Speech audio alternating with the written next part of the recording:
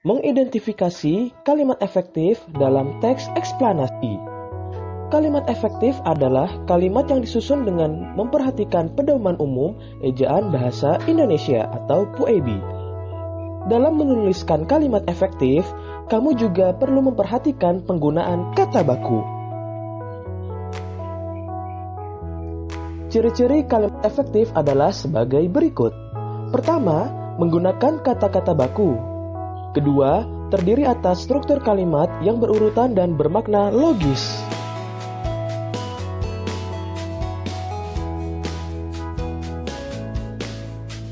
Berikut contoh kalimat efektif. Pertama, radio menjadi salah satu penemuan yang berpengaruh. Kedua, radio merupakan salah satu media massa elektronik. Ketiga, radio dapat digunakan untuk mendengarkan lagu-lagu terbaru.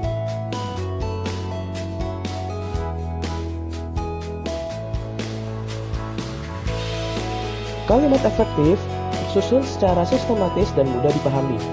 Contoh, adik memberikan banyak permen-permen kepada temannya. Kalimat tersebut tidak efektif karena terdapat kata yang berulang. Kata permen seharusnya ditulis satu kali, sehingga kalimat akan menjadi kalimat efektif.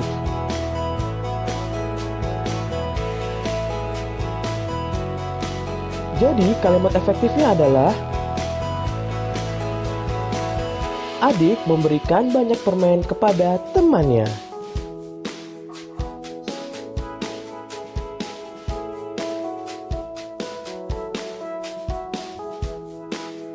Selanjutnya, menyajikan informasi penting teks eksplanasi dalam bentuk diagram.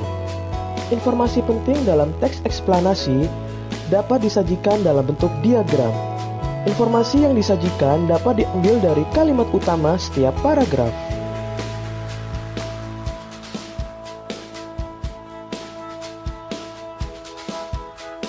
Cara menemukan informasi penting dalam teks eksplanasi dapat menggunakan kata tanya, apa, di mana, kapan, siapa, mengapa, dan bagaimana.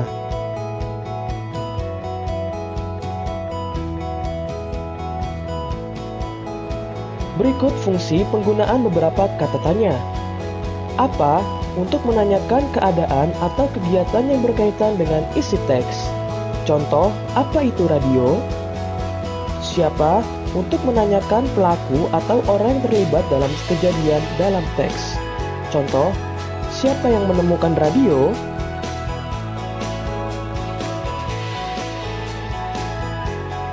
Kapan, untuk menanyakan waktu terjadinya suatu peristiwa dalam teks.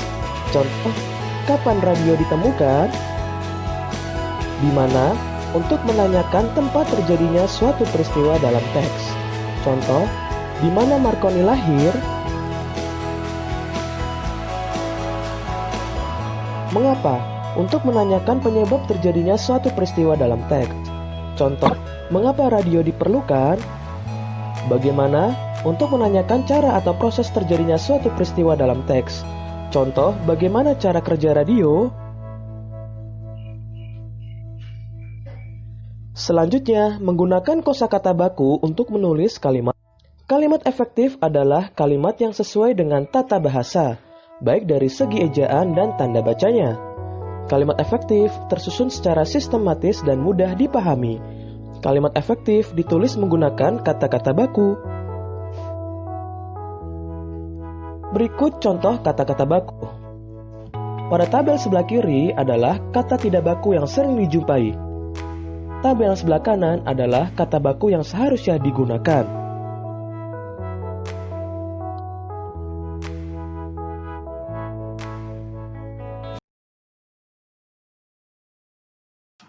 Pengaruh televisi terhadap kehidupan masyarakat. Televisi ditemukan oleh John Logie-Baird yang lahir di Skotlandia tanggal 13 Agustus 1888. Ia adalah penemu yang pada kesempatan itu untuk pertama kalinya menunjukkan bahwa gambar hidup dapat ditransmisikan melalui pesawat yang sekarang dikenal sebagai televisi. Bart mendemonstrasikan televisi di depan para bapak dan ibu di Royal Institute London untuk pertama kalinya pada tahun 1925. Seiring dengan perkembangan teknologi, lalu televisi kemudian berkembang hingga menjadi semakin canggih seperti saat ini. Pengaruh atau dampak televisi dari segi positif yaitu memberikan hiburan yang sehat serta pengetahuan dan pendidikan kepada penonton, dan memberi informasi secara aktual dan cepat. Selain dampak positif, televisi juga mempunyai dampak negatif. Di antaranya, bisa merusak mata bila menonton terlalu dekat dan sering.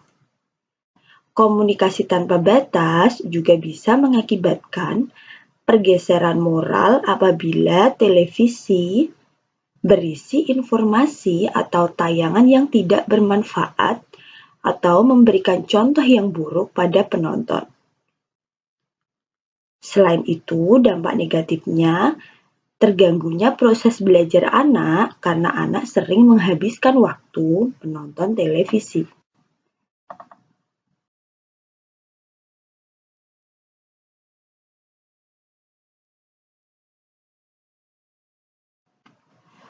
Manfaat ditemukannya jam.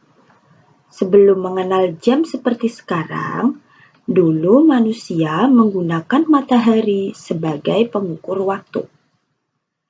Tidak hanya itu, manusia dulu juga menggunakan bayangan tongkat, batu, dan pohon untuk dijadikan penanda waktu yang berfungsi sebagai jam. Kemudian, orang Mesir kuno juga menggunakan bintang sebagai jam dalam kehidupannya. Mereka membagi hari menjadi 12 jam sama dengan terbitnya 12 bintang. Yang akhirnya mereka menggunakan patokan waktu satu hari sama dengan 24 jam seperti yang digunakan manusia pada saat ini. Kemudian, sekitar tahun 140 sebelum Masehi, orang Yunani dan Romawi kuno juga menggunakan roda gigi untuk membuat jam air. Kemudian, manusia terus melakukan inovasi untuk memiliki penunjuk waktu yang tepat dan bagus sesuai kebutuhan pribadi. Sekarang, teknologi jam sudah jauh berkembang. Ada yang namanya jam mekanik, kemudian selain itu ada juga jam elektronik atau jam digital. Manusia kemudian dapat menggunakan berbagai pilihan teknologi penunjuk waktu tadi sebagai pedoman waktu pribadi dalam melakukan kegiatan sehari-hari.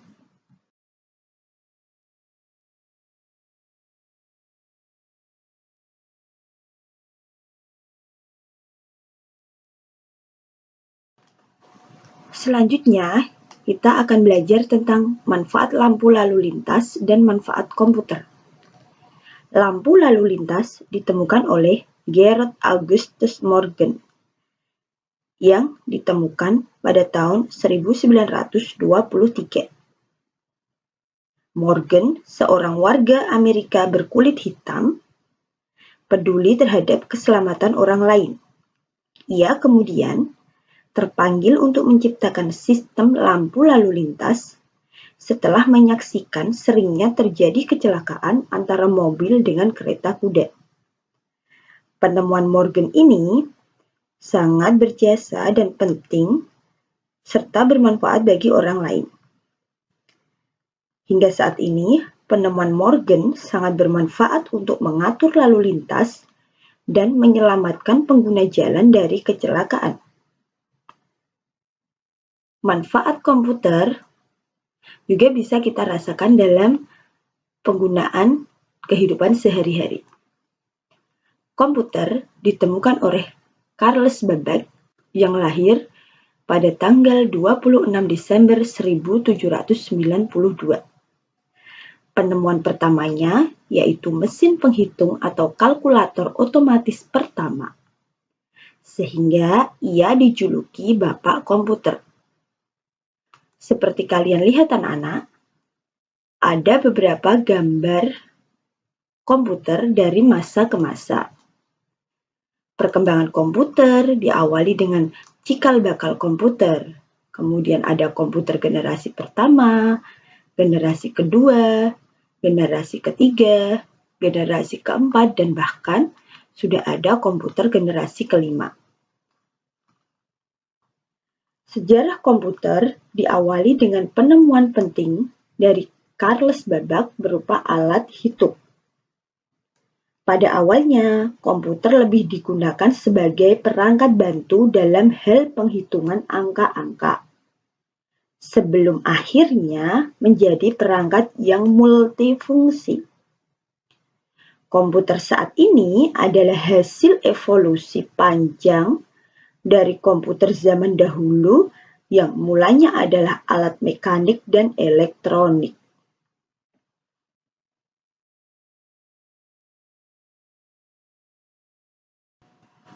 Manfaat komputer bisa kita rasakan di berbagai bidang. Di antaranya, manfaat komputer di bidang sosial yaitu komunikasi jarak jauh dan sumber informasi apabila terhubung internet. Manfaat di bidang ekonomi di antaranya tempat untuk memasang iklan dan menjual produk online bila komputer itu terhubung dengan internet. Dalam bidang pendidikan, komputer sangat membantu proses belajar mengajar di kelas dan membantu siswa mencari bahan materi dan tugas. Selain itu, di bidang budaya, komputer sendiri juga bermanfaat untuk menyebarluaskan budaya sendiri ataupun kita bisa mencari informasi tentang budaya lain apabila komputer tersebut terhubung dengan internet.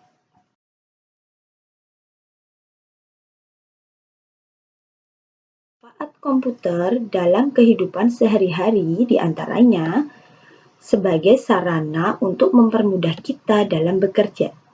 Selain itu, komputer juga sebagai sarana komunikasi, sebagai media belajar, dan juga sebagai alat hiburan.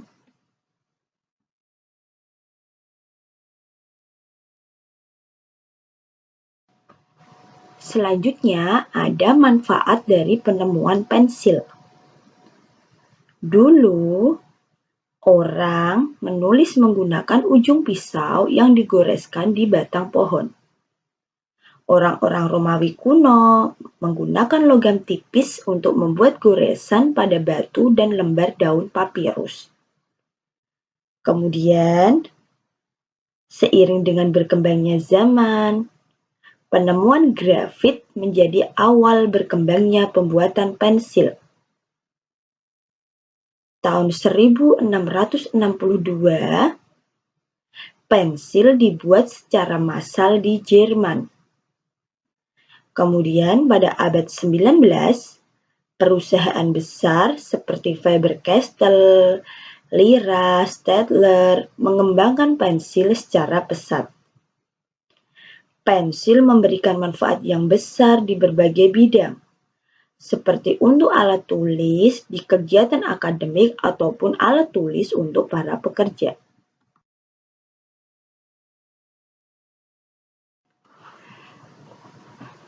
Perubahan sosial budaya masyarakat setelah adanya ilmu pengetahuan dan teknologi atau IPTEK.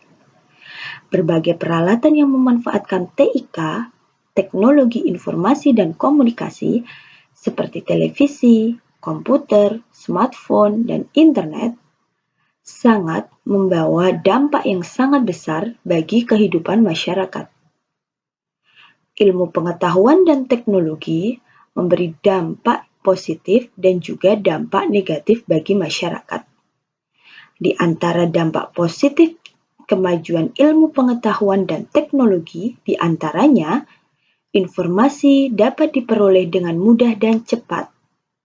Yang kedua, Komunikasi dapat dilakukan dengan mudah tanpa terhalang jarak. Dan yang ketiga, sumber belajar serta sumber pengetahuan semakin banyak.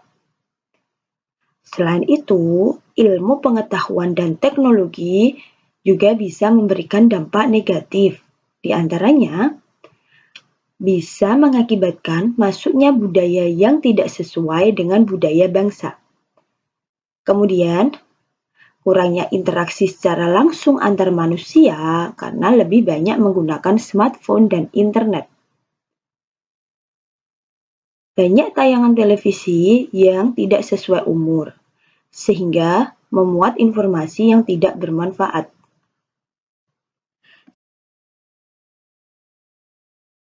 Mengidentifikasi rangkaian listrik paralel.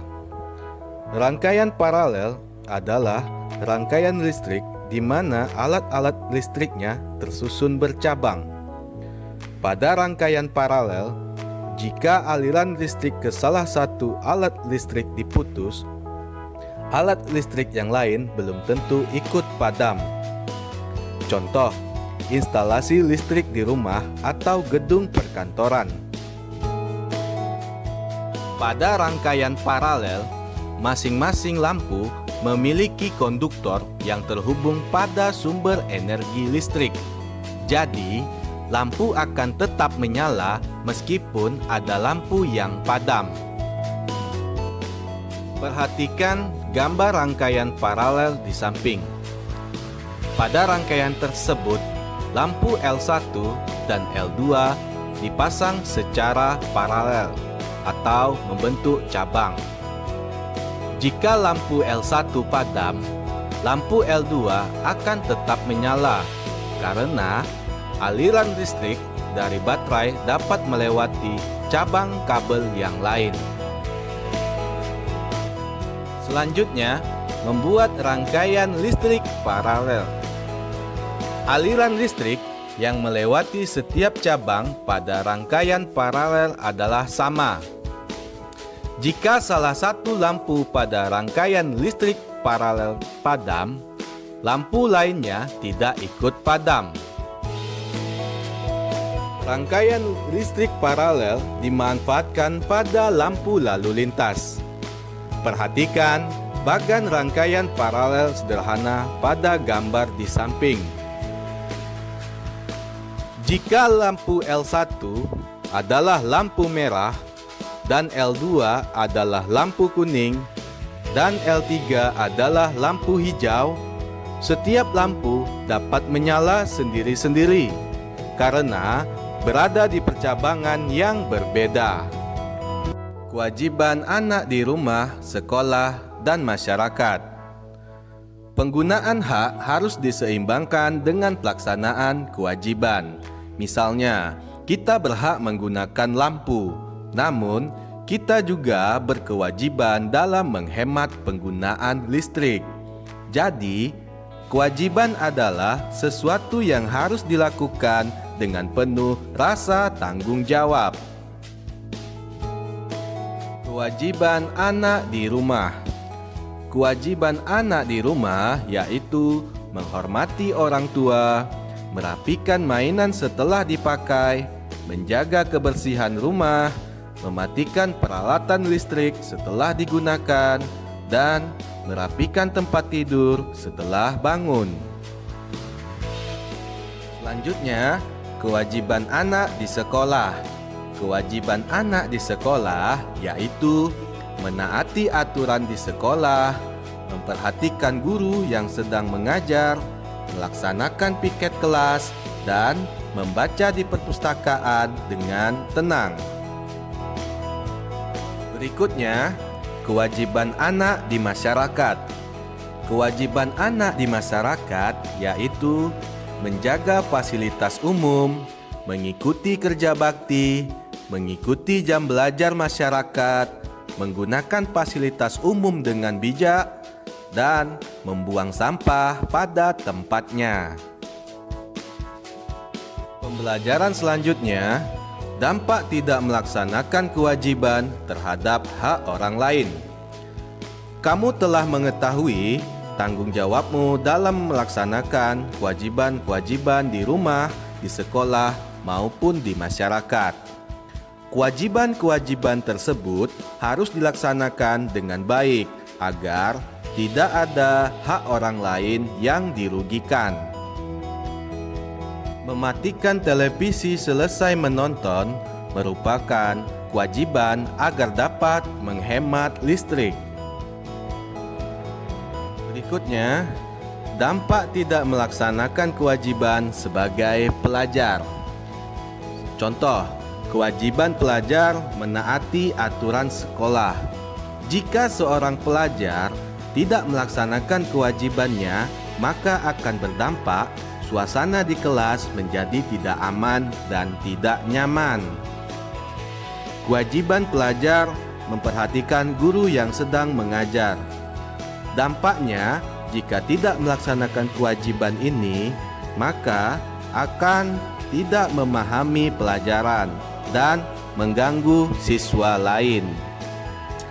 Kewajiban pelajar melaksanakan piket kelas. Dampak tidak melaksanakan kewajiban akan berakibat kelas menjadi kotor dan tidak nyaman. Kewajiban pelajar membuang sampah di tempat sampah. Dampak tidak melaksanakan kewajiban akan terjadi banyak sampah berceceran di lingkungan sekolah. Judul pembelajaran selanjutnya adalah manfaat melaksanakan dan akibat tidak melaksanakan kewajiban secara bertanggung jawab. Kita harus melaksanakan kewajiban dengan penuh disiplin dan tanggung jawab. Jika tidak disiplin dan tanggung jawab, kita akan merugikan diri sendiri serta orang lain. Dampak bertanggung jawab pada kewajiban. Dampak dari perbuatan kita bertanggung jawab pada kewajiban adalah hidup menjadi lebih tenang karena merasa disayangi. Selalu naik kelas dengan nilai yang memuaskan. Lebih mudah mencari sekolah untuk jenjang selanjutnya, membuat orang tua bangga, dan semakin disayang oleh orang tua. Dampak tidak bertanggung jawab pada kewajiban. Dampak jika kita tidak bertanggung jawab pada kewajiban yaitu hidup menjadi tidak tenang karena merasa kekurangan. Yang kedua, mendapat sanksi karena tidak berangkat sekolah dan mengerjakan tugas dari sekolah. Selanjutnya, tertinggal dalam pelajaran dari teman-teman sekelas. Yang terakhir, membuat orang tua kita akan menjadi kecewa dan sedih. Selanjutnya, manfaat melaksanakan kewajiban. Jika kita melaksanakan kewajiban kita dengan penuh tanggung jawab dan penuh kedisiplinan, maka akan bermanfaat bagi diri kita sendiri serta orang lain.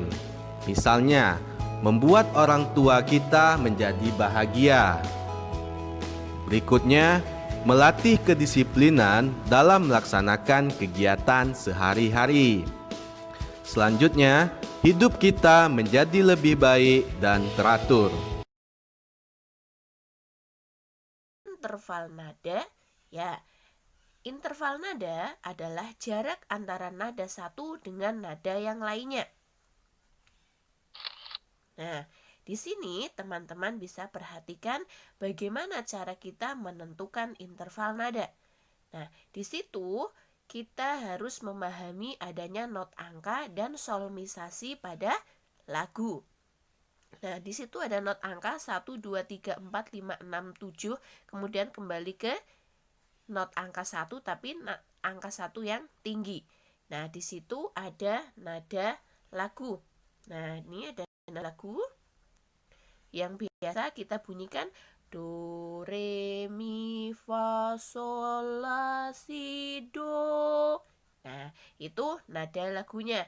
Kemudian dari nada lagu itu kita mendapatkan di situ ada jarak nada. Nah, disinilah di jarak nada inilah yang kita gunakan untuk menentukan interval atau jarak antar nada. Nah, di situ teman-teman harus hafal atau harus paham. Di situ ada jarak nada 1, 1, setengah, 1, 1, 1, setengah.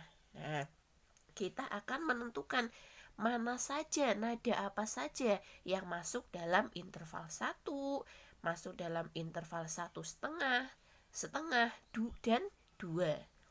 Ya. Yang pertama, nada-nada yang berjarak satu nada, yaitu ada nada do, re. Nah, sekarang teman-teman perhatikan ya, bagaimana menentukan bahwa nada itu berjarak satu. Nah, perhatikan teman-teman. Do, re. Di sini perhatikan do, re, dari nada do ke re. Di situ ada jarak nadanya satu. Nah, ya. Kemudian yang kedua yaitu nada re, mi. Nada re, mi ya bisa dilihat di atas, ya bisa dilihat di sini. Nah, itu berjarak satu nada. Kemudian ada fa, sol, ya, fa, sol. Dari nada fa ke sol itu jaraknya satu. Kemudian ada nada sol, la, ya. Sol, la itu berarti berjarak satu nada. Kemudian ada la, si, ya. Jadi nada-nada yang berjarak satu nada itu ada nada do, re, kemudian ada nada re, mi, ada fa, sol, sol, la, kemudian ada la, si. Next. Yang kedua, nada-nada yang berjarak satu setengah nada. Nah, teman-teman harus kembali lagi perhatikan ya, yang di kotak nada lagu dan jarak nada. Di situ yang tanyakan adalah satu setengah nada. Satu setengah nada berarti dari re, mi dari re ke fa, ya. Dari re ke fa, kemudian dari la ke do. Ya. Perhatikan. Nah, jadi ada nada re, fa, dari re ke fa, kemudian ada mi ke sol, kemudian ada la ke do. Itu jaraknya satu setengah. Jadi teman-teman harus paham antara nada lagu dengan jarak nada. Nanti di situ teman-teman bisa menghitung, bisa menentukan mana nada apa saja yang masuk dalam nada interval satu setengah, satu, ataupun dua. Nah, sekarang selanjutnya ada nada-nada yang berjarak setengah nada. Nah, yuk coba teman-teman bisa menghitung apakah kira-kira jawabannya teman-teman itu benar. Ya, kita lihat ya.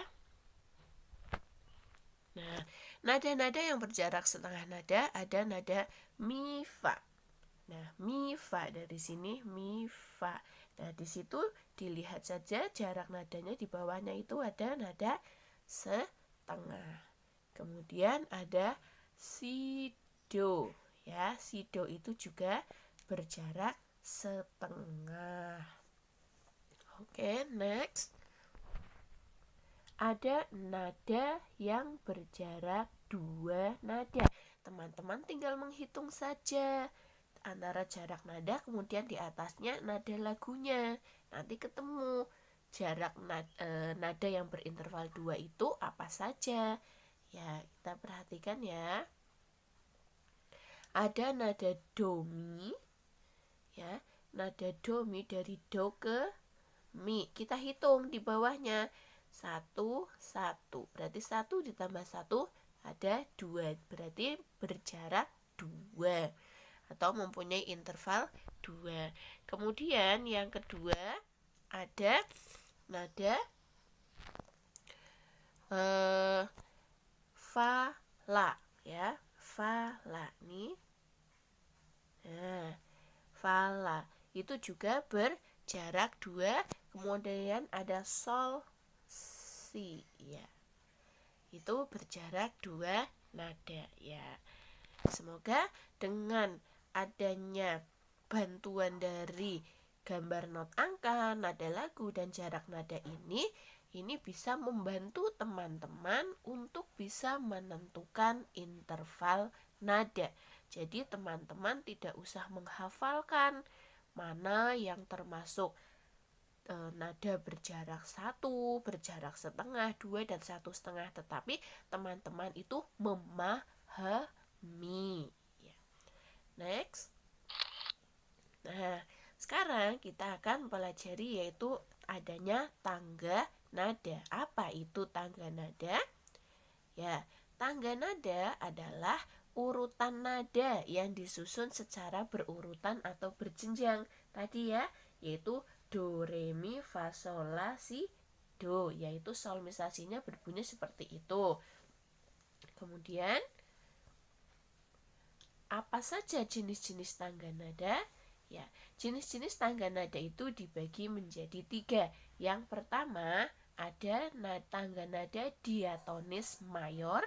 Ini yang banyak digunakan dalam lagu-lagu. Kemudian ada diatonis minor. Dan yang ketiga ada tangga nada pentatonis. Nah, apa ya kira-kira ya tangga nadanya kok aneh-aneh ya? Ya, nanti kita akan pelajari bersama ya teman-teman. Ya, yang pertama tangga nada diatonis mayor. Nah, apa saja ciri-ciri dari tangga nada diatonis mayor? Ya, yaitu memiliki 7 nada. Kemudian diawali dengan nada do rendah dan diakhiri dengan nada do tinggi. Kemudian ini yang paling mudah untuk kita ingat bahwa tangga nada lagu yang menggunakan tangga nada diatonis mayor itu bersifat senang. Lagunya itu bersifat senang, riang, kemudian semangat. Nah, mempunyai pola interval yang tadi kita gunakan yaitu pola intervalnya. Nah, di sini kuncinya ya, mempunyai pola interval 1, 1, setengah, 1, 1, 1, setengah. Itu harus teman-teman ingat. Nah, contoh-contoh lagu yang menggunakan tangga nada mayor misalnya, karena ini kan bersifatnya senang, riang, kemudian semangat.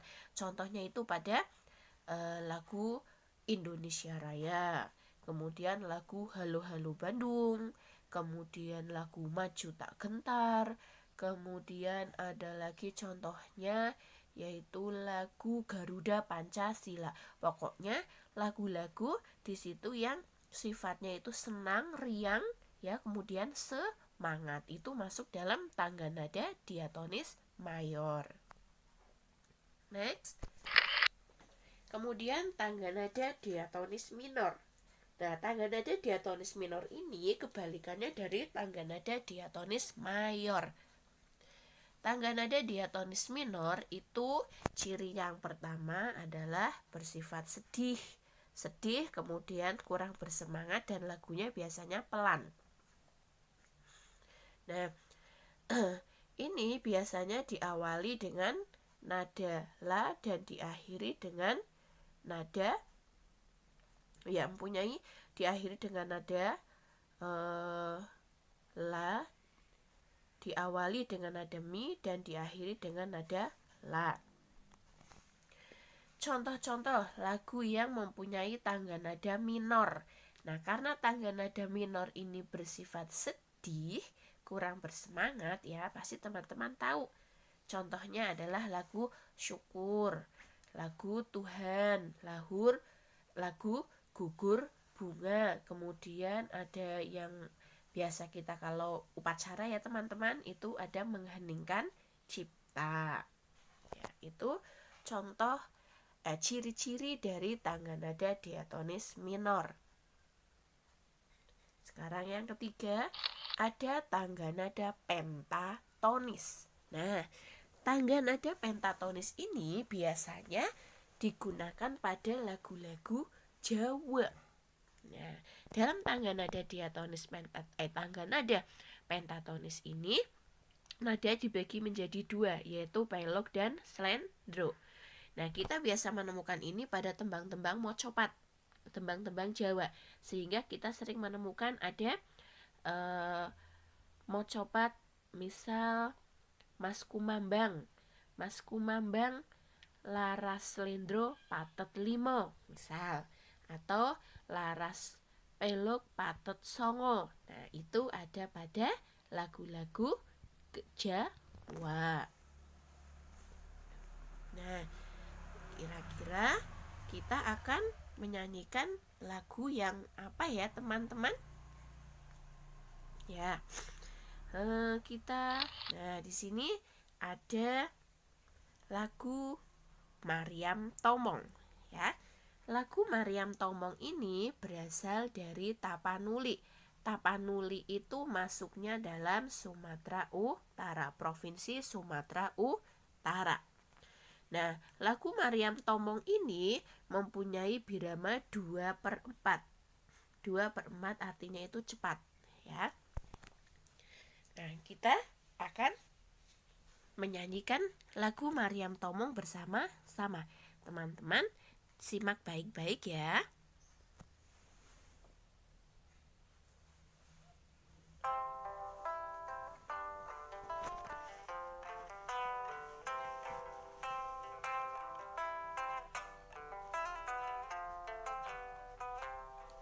Selendang madi kinjang kain panjang madi tor pangeol ni konting masong monteng kemamangon lu oh Maryam tomong dainang sin napang masin oh Maryam tomong dainang sin napang masin.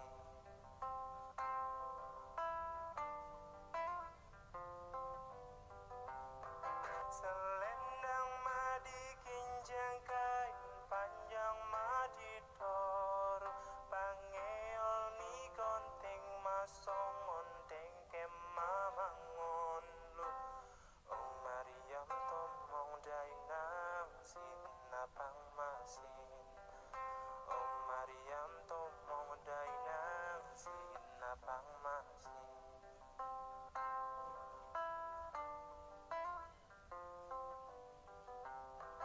Selendang madi kinjang kain panjang madi tor pangeol ni konting masong ondeng kemamangon oh Maryam tomong dainang sin napang masin oh Maryam tomong dainang sin napang masin. Ya, teman-teman sudah mendengarkan dan mengikuti lagu Maryam Tomong dari Tapanuli.